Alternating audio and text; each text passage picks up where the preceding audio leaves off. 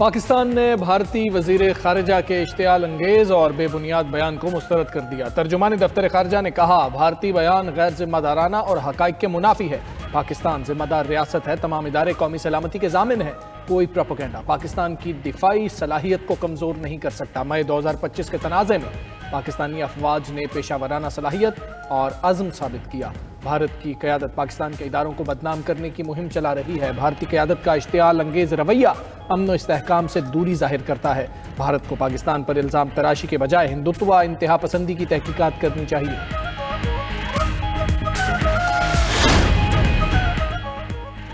پاک فوج کی ساکھ اور ریاستی اداروں پر ملک دشمن بیانیے کے خلاف D G I S P R کا غیر متزلزل موقف سامنے آ گیا۔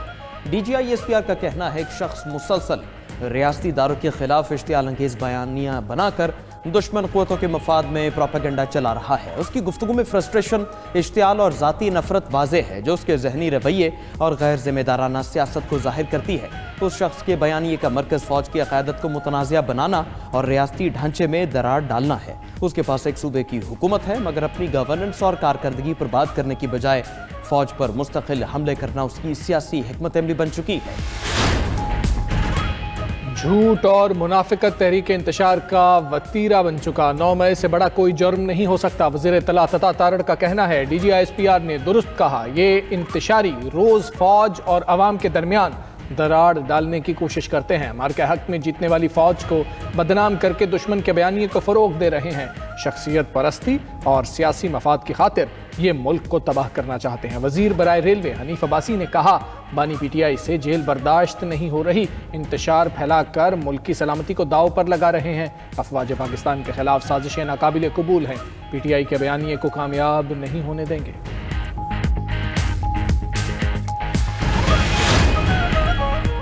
مسلح افواج کے خلاف پروپیگنڈا کسی صورت قبول نہیں۔ ریاست کو کمزور کرنے والا بیانیہ ترک کرنا پڑے گا۔ ہمیں اپنی سیکیورٹی فورسز کے ساتھ کھڑا ہونا ہے۔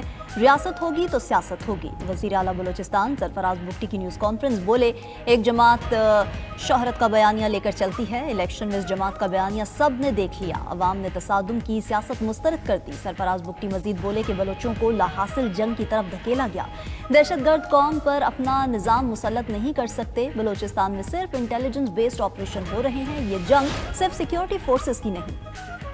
پاکستان نازک دوراہے پر ہے، کسی سیاسی عدم استحکام کا متحمل نہیں ہو سکتا۔ ایم کیو ایم ملک کی حرمت، وقار اور عزت کے لیے کھڑی ہے۔ ایم کیو ایم کے کنوینر خالد مقبول صدیقی کا کہنا ہے، امید ہے حکومت پاکستان مخالف چلائی جانے والی غیر ملکی مہم کو احتیاط سے دیکھے گی۔ مصطفیٰ کمال بولے، پی ٹی آئی کے بانی اور اس کے لوگ دنیا بھر میں فوج کی کردار کشی کر رہے ہیں۔ فوج کسی ایک پارٹی کی نہیں، پورے ملک کی ہے۔ ہم سب کو فوج اور اس کے سربراہ پر فخر ہے۔ فاروق ستار نے کہا، ملک اور ملکی اداروں کے خلاف بیانیہ ذہنی مریض کا ہو سکتا ہے، باشعور شخص کا نہیں۔ پی ٹی آئی کے دوست اپنی پالیسیز پر نظر ثانی کریں۔ وزیر اعظم شہباز شریف کی جاتی عمرہ میں صدر مسلم لیگ نون نواز شریف سے اہم ملاقات۔ ملک کی موجودہ سیاسی و معاشی صورتحال پر تبادلہ خیال۔ شہباز شریف نے پارٹی سربراہ کو حکومتی کارکردگی سے بھی آگاہ کیا۔ ملاقات میں وزیر اعلیٰ پنجاب مریم نواز بھی شریک تھیں۔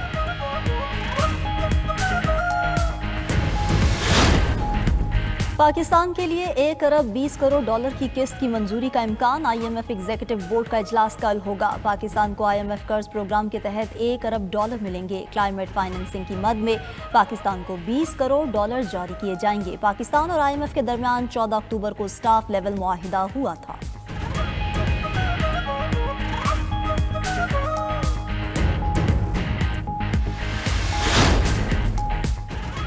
انڈونیشیا کے صدر کل 2 روزہ دورے پر پاکستان پہنچیں گے۔ ترجمان دفتر خارجہ کے مطابق دورہ پاکستان اور انڈونیشیا کے سفارتی تعلقات کے 75 سالہ جشن کے موقع پر ہو رہا ہے۔ صدر مملکت آصف زرداری اور chief of defence forces field marshal Saeed Asim Munir بھی صدر سے ملاقات کریں گے۔ دورے میں تجارت، سرمایہ کاری، دفاع، صحت، آئی ٹی، موسمیات، تعلیم و ثقافت پر تعاون بڑھانے پر بات چیت ہوگی۔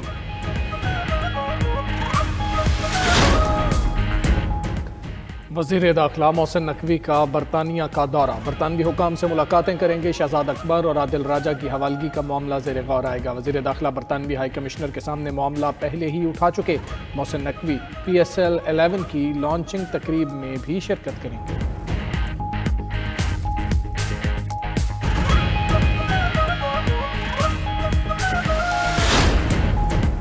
वज़ीर आला पंजाब मरीम नवाज का M2 Ravi toll plaza river training works का दौरा, प्रोजेक्ट पर पेशरफ्त का जायजा लिया। वज़ीर आला मरीम नवाज की रावी सिटी में तरक्याती काम तेज करने की हिदायत।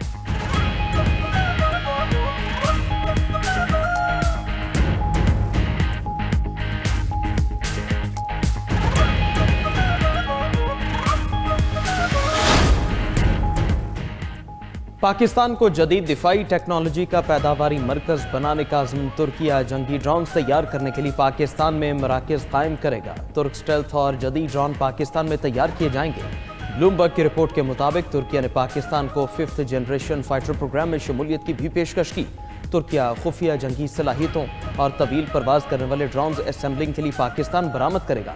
मुश्तरका पैदावारी मुआहदे के तहत तुर्किया पाकिस्तानी बहरिया के लिए जदीद बहरी जंगी जहाज भी तैयार कर रहा है। इक़दाम का मकसद मशरिक़ वस्ती और बैनुल-अक़वामी दिफाई मंडियों तक रसाई हासिल करना है।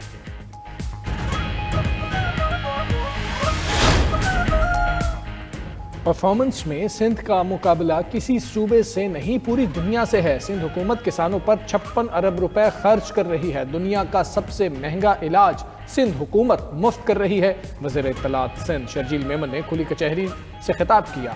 1 माह में टंडोवाला यार से हैदराबाद तक पीपल्स बस सर्विस शुरू करने का ऐलान। कहा, मुनशियात का खातिमा पूरे मुल्क के लिए चैलेंज बन चुका है। मुनशियात फरोश के लिए कोई छूट नहीं, इबरतनाक सजा दी जाएगी। अमीर जमात इस्लामी हाफिज नईमुर रहमान का 21 दिसंबर को मुल्क भर में धरना देने का ऐलान। बोले, लाहौर में बल्दियाती कानून के खिलाफ मुजाहिरे में ये पहले एक्ट लाते हैं, फिर इसे चैलेंज करके कौम को बेवकूफ़ बनाते हैं। पंजाब का बल्दियाती एक्ट काला कानून है। ये कानून शहरों का और यूनियन कौंसिल का हक भी खा रहा है। यहाँ चचा वज़ीर आज़म और भतीजी वज़ीर आला है। पॉलिटिकल वर्कर 40-40 साल मेहनत करता है, लेकिन कभी पार्टी का सरबराह नहीं बन सकता। हमने मिलकर इस निज़ाम का खात्मा करना है।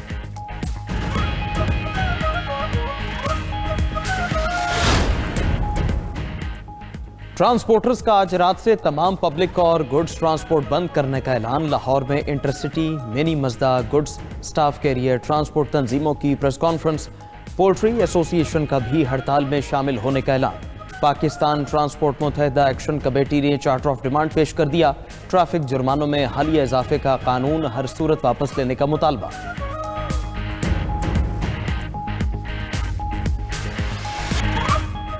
सिंधी सकाफत को उजागर करने का दिन। मोहब्बत, अमन, रवादारी, मेहमान नवाजी सिंधी कल्चर की पहचान।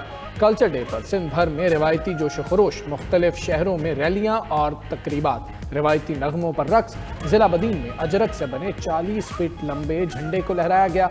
सदर ममलिकत Asif Zardari, chairman peoples party Bilawal Bhutto और वज़ीर आला सिंध मुराद अली शाह की कल्चर डे पर सिंध समेत पूरी कौम को मुबारकबाद। कहा, सिंधी सकाफत पाकिस्तान की मुतनव्वे सकाफती गुलदस्ते में खुश रंग फूल है। हमारी सरजमीन ने दुनिया को अमन, मोहब्बत और इल्म दिया। ख़वातीन और बच्चियों पर मज़ालिम का इल्ज़ाम। ऑस्ट्रेलिया ने अफ़गान तालिबान हुकूमत के 4 अहदेदारों पर माली और सफरी पाबंदियाँ आयद कर दी। मोहम्मद खालिद हनफी, मोहम्मद नदीम, अब्दुल हकीम शरई और चीफ जस्टिस अब्दुल हकीम हक्कानी के नाम शामिल। ऑस्ट्रेलवी वज़ीर के मुताबिक पाबंदियों का मकसद तालिबान पर बराह रास्त दबाव बढ़ाना और अफ़गान अवाम के हुकूक के लिए खड़े होना है।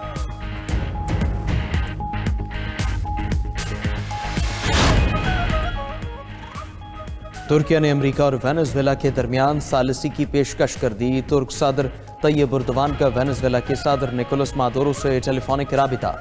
तुर्क सदर ने कहा, खित्ते की सूरत हाल का बगौर जायजा ले रहे हैं, मसाइल को बातचीत के जरिए हल करने पर यकीन रखते हैं।